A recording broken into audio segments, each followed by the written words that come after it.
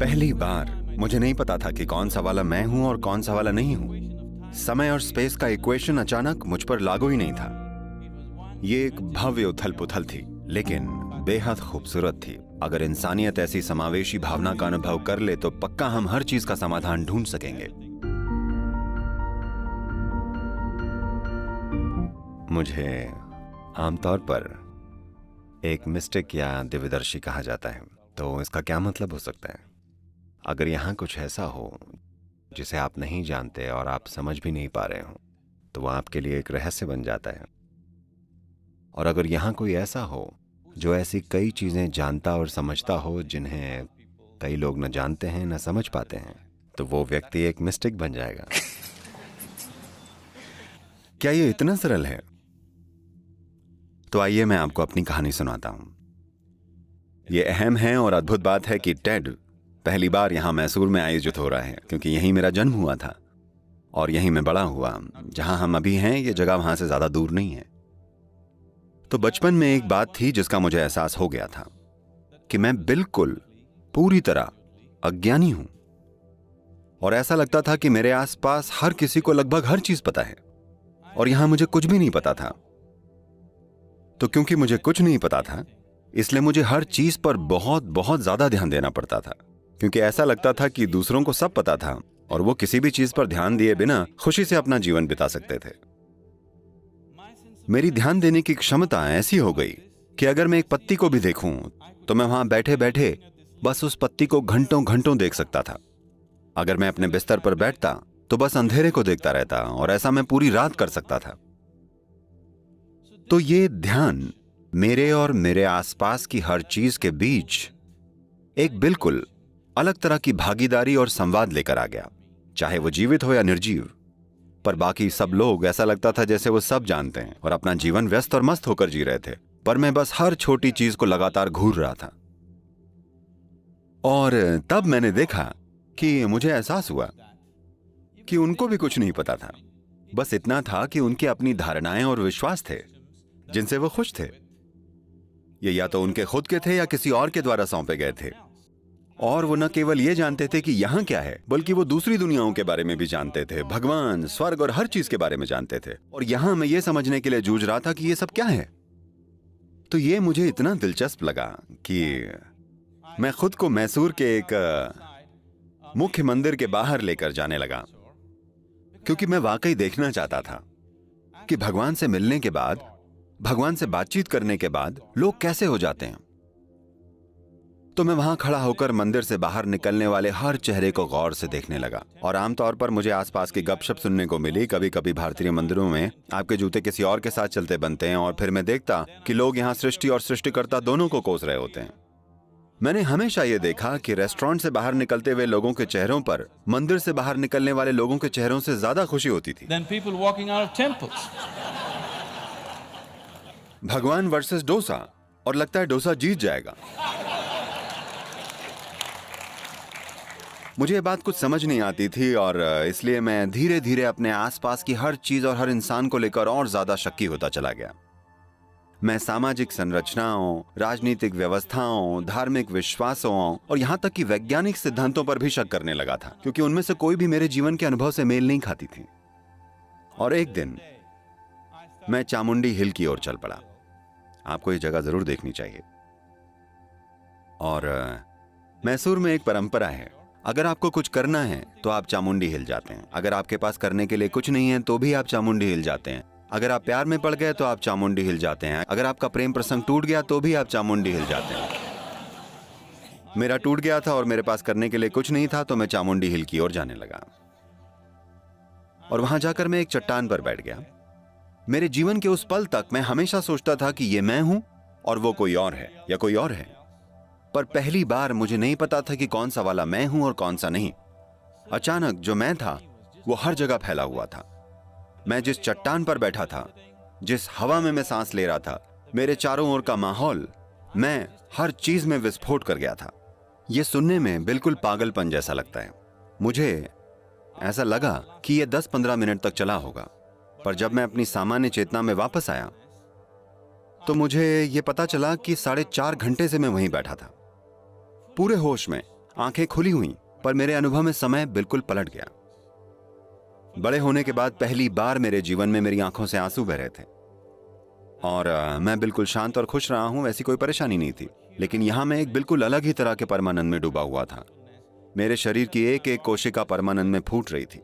जब मैंने अपना सिर हिलाया और कुछ तार्किक जवाब ढूंढने की कोशिश की कि मेरे साथ क्या हो रहा है, The only thing that my very smart mind could say was, maybe I'm just going off my rocker. तो मेरा बहुत ही स्मार्ट दिमाग बस यही कह पाया, शायद मैं पागल हो रहा हूँ। ये अनुभव गहराता चला गया और फिर ऐसा बार बार होने लगा। अगर मैं बस बैठता तो जो मेरे लिए बस कुछ पल होते थे वो दूसरों के लिए कई घंटे होते थे। मुझे लगता बस 1 मिनट हुआ है, पर घंटे बीत जाते थे। एक खास दिन था जब मैं एक जगह पर बैठा हुआ था। मैंने वाकई सोचा कि लगभग 25 से 30 मिनट हुए होंगे, लेकिन जब मैं अपनी सामान्य चेतना में आया तो 13 दिन बीत चुके थे। मैं वहीं का वहीं बैठा था। और भारत ऐसा देश है कि वहां भीड़ इकट्ठा हो गई। मेरे गले में मालाएं थीं। लोग मेरे पैर छूने लगे। कोई जानना चाहता था उनके बिजनेस का क्या होगा, कोई जानना चाहता था उसकी बेटी की शादी कब होगी। वो सारी चीजें जिनसे मुझे नफरत थी वो मेरे आसपास हो रही थीं। और मुझे अपने आसपास की भीड़ से बचने के लिए उस जगह से दूर जाना पड़ा। और जैसे जैसे ये अनुभव मेरे अंदर गहराता गया, एक चीज मेरे साथ ये हुई कि हर वो चीज जो मैं मानता था कि मैं हूं, अचानक वो मैं नहीं था। ये हमेशा से मैं था, पर अचानक मैंने पाया कि ये केवल भोजन का एक ढेर है जिसे मैंने खाया है। जो मैंने इकट्ठा किया है वो मेरा हो सकता है, पर कभी मैं नहीं हो सकता। ये सब मेरे मन पर पड़ी छापों का एक बड़ा ढेर था। और ये शरीर और मन मैं नहीं था, बल्कि ये मेरे थे। तो मेरे और मेरे शरीर के बीच, मेरे और मेरे मन के बीच एक दूरी पैदा हो गई। इसकी मदद से मेरे अंदर एक और अनुभव पैदा हुआ। अचानक समय और स्थान के इक्वेशन मुझ पर लागू नहीं हो रहे थे। मैं देख पा रहा था कि जो वहां है वो यहां है और जो यहां है वही वहां है। भूत, वर्तमान और भविष्य आपस में मिल गए थे। ये एक भव्य उथल पुथल थी, पर बेहद खूबसूरत थी। तो मेरा शक्की मन इसे समझ नहीं पा रहा था। तो मैंने क्या किया कि एक्सपेरिमेंट करने शुरू कर दिए। ये एक्सपेरिमेंट इतने अजीब थे कि ना बताना बेहतर है, और उसके नतीजे तो परियों की कहानियों जैसे हैं जिन पर किसी को विश्वास नहीं होगा। पर एक बात थी जो मैं समझ चुका था, वो ये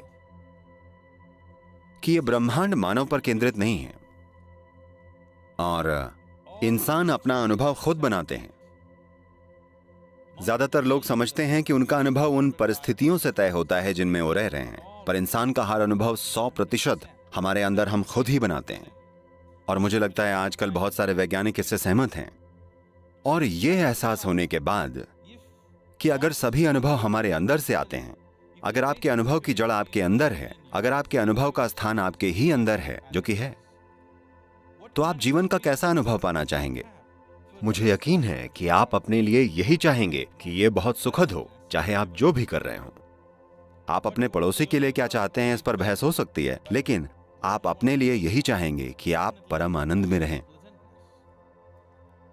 जैसे ही मुझे एहसास हुआ कि मेरे अनुभव की जड़ें मेरे ही अंदर हैं, तो मैं चीजों को घूरने के बजाय आंखें बंद करके बैठने लगा। यह मेरे जीवन में एक आयामी परिवर्तन था, घूरने से लेकर आंखें बंद करके बैठने की तरफ। मैं इस ह्यूमन सिस्टम से इतना प्रभावित हुआ कि मैं अपनी आंखें खोलना ही नहीं चाहता था। कई दिनों तक मैं बस आंखें बंद करके इसकी हर चीज को देखना चाहता था। और मुझे एक चीज एहसास हुई, वो ये कि अगर मैं एक रोटी का एक टुकड़ा लूं और उसे सिस्टम में डालूं, तो रोटी का यह टुकड़ा कुछ ही घंटों में मेरा शरीर बन जाता है और फिर मैं इसे मैं के रूप में अनुभव करता हूं। यह अद्भुत प्रक्रिया, जैसे जैसे मैं इसके प्रति ज्यादा से ज्यादा जागरूक होता गया, मैंने देखा कि सृष्टि का स्रोत, इस शरीर को बनाने वाला, इसका निर्माण करता इसके अंदर ही है। जब मैंने यह देख लिया, तब मैं ये देख सकता था कि मैं अपने दिमाग को 24 घंटों में बिल्कुल नया रूप दे सकता हूं। Changing myself beyond social upbringing, family situations. मैं खुद को सामाजिक परवरिश, पारिवारिक परिस्थितियों, यहाँ तक कि अपने अंदर के जेनेटिक गुणों के भी परे ले जा सकता हूँ। मैं देख रहा था कि मैं अपनी हर चीज बदल सकता हूँ और 24 घंटों में मैं एक बिल्कुल अलग व्यक्ति बन सकता हूँ। अगले 24 घंटों में फिर से एक अलग व्यक्ति हो सकता हूँ। मैं एक सचेत स्किज़ोफ्रेनिक की तरह था जो अलग अलग चीजें आजमा रहा था। इस अनुभव से हौसला पाकर मैंने ऐसे तरीके और सिस्टम बनाने शुरू कर दिए जिनकी मदद से हर इंसान उस बुद्धि और उस क्षमता तक पहुंच सकता है जो इस सिस्टम के अंदर है, जो एक रोटी के टुकड़े को इंसान में बदल देती है। This intelligence and this ये बुद्धि और इंसानी सिस्टम की ये क्षमता जो केवल विचार प्रक्रिया तक सीमित नहीं है। ये हर इंसान में मौजूद है, पर दुर्भाग्य से इसका इस्तेमाल नहीं हो पाता। और मैं ऐसे सिस्टम बनाने लगा जिसका लोग आज इस्तेमाल कर सकें। भीतरी खुशहाली की इन तकनीकों और तरीकों की मदद से आप अपने भीतरी आयाम को मनचाहा रूप दे सकें। लाखों लोग आज इसका इस्तेमाल कर रहे हैं और इसके लाभ का आनंद ले रहे हैं। पर इसका महत्वपूर्ण पहलू यह है कि इतने ऊंचे स्तर की बुद्धि और क्षमता शरीर के हर मिलीमीटर में, शरीर के हर बिंदु में मौजूद है, न कि सिर्फ विचार प्रक्रिया में। मानव समाजों ने इसका इस्तेमाल बिल्कुल भी नहीं किया है। ऐसा करने के तरीके हैं, और जब मैं इस प्रक्रिया से गुजरा तो मैंने देखा वो कौन सी चीज है जो तय करती है कि क्या मैं हूं और क्या मैं नहीं हूं। मैं रोटी का एक टुकड़ा लेकर उसे खुद में बदलने में सक्षम हूं। अगर मैं शरीर को देखता हूं तो मुझे ये बस इस धरती का उधार लिया हुआ एक टुकड़ा लगता है, पर ये और वो अलग क्यों है? तब मैंने पाया कि सिर्फ अनुभूतियों या सेंसेशंस के दायरे से यह तय होता है कि क्या मैं हूं और क्या मैं नहीं हूं। यहां सेंसेशन है तो ये मैं हूं, और वहां मुझे सेंसेशन महसूस नहीं हो रहा तो वो मैं नहीं हूं। जब मैंने ये देखा, मैंने अपने अंदर सेंसेशन के दायरे को बहुत बहुत करीब से देखा। ये मेरे जीवन का वो दौर था जब ज्यादातर समय मैं अपनी आंखें बंद करके ही रहता था। मैंने महसूस किया कि सेंसेशन के दायरों को खींचा या बढ़ाया जा सकता है, या जितना ये अभी है उससे भी छोटा किया जा सकता है। यह संभव है कि आप यहां बैठे रहें और कुछ भी महसूस ना करें जो अभी यहां हो रहा है। कुछ हद तक ये नींद में होता है, या आप यहां बैठकर इस पूरे हॉल तक अपने सेंसेशन के दायरे को बढ़ा सकते हैं, और जो कुछ भी आपकी सेंसेशन के दायरे के अंदर होता है आप हमेशा उसे खुद के रूप में अनुभव करेंगे। यहां एक ग्लास पानी है और ये मैं नहीं हूं, ये बिल्कुल साफ है, लेकिन अगर आप इसे पी लें तो आपने इसे अपनी सेंसेशन के दायरे में शामिल कर लिया और अब ये आप में बदल गया। तो अगर आप अपने सेंसेशन के दायरे को बाहर फेंक कर और विस्तार दे दें तो आप यहां बैठकर इस हॉल के हर इंसान को खुद के रूप में महसूस कर सकते हैं। आप इसे और आगे बढ़ाकर पूरे ब्रह्मांड का इस तरह से अनुभव कर सकते हैं जैसे आप अपने शरीर का अनुभव करते हैं। ये समावेश की भावना अगर ये आप में आ जाए, अगर ये मेरे अंदर आ गई, तो अचानक मुझे एहसास हुआ कि प्यार में रहना कोई सिखाई जाने वाली चीज नहीं है। करुणा में होना कोई आइडिया नहीं है। दूसरे की भावना को समझना कोई गहरा सिद्धांत नहीं है। इंसान को ऐसा ही बनाया गया है। अगर वो सीमित चीजों से जो कि वो नहीं है अपनी पहचान जोड़कर अपनी चेतना को सीमित ना कर दे, तो अगर आप ऐसी चीजों से अपनी पहचान न जोड़ें जिन्हें आपने समय के साथ इकट्ठा किया है, जिसमें आपका शरीर और मन भी शामिल है, तो हर इंसान इसमें सक्षम है। अगर बाहरी परिस्थितियों की बात हो तो हम सब अलग अलग सामर्थ्य रखते हैं, पर भीतरी परिस्थितियों के मामले में हम सभी की काबिलियत समान है। जब भीतरी दुनिया की बात आती है तो कोई भी इंसान किसी दूसरे से ज्यादा काबिल नहीं होता। सिर्फ बाहरी परिस्थितियों में ही हम सभी की काबिलियत अलग अलग होती है। अगर ये समावेश की भावना मानव जीवन में आ जाए, अगर आप यहां बैठकर अपने आसपास के लोगों को खुद के रूप में अनुभव कर पाएं, तो मुझे नहीं लगता कि मुझे आपको कोई अच्छाई सिखानी पड़ेगी। मुझे नहीं लगता कि मुझे आपको प्रेम सिखाना पड़ेगा। मुझे नहीं लगता कि आपको मुझे परवाह करना सिखाना पड़ेगा, क्योंकि इसकी देखभाल करना बहुत ही स्वाभाविक है। यह अस्तित्व की प्रकृति में बहुत गहराई से समाया हुआ है। तो ये बहुत जरूरी है कि यह समावेश की भावना मानवता को छुए। तो यही मेरा जीवन, मेरा काम और मेरा प्रयास बन गया, ऐसे तरीके विकसित करना जिनसे लोग इस समावेश का अनुभव कर सकें।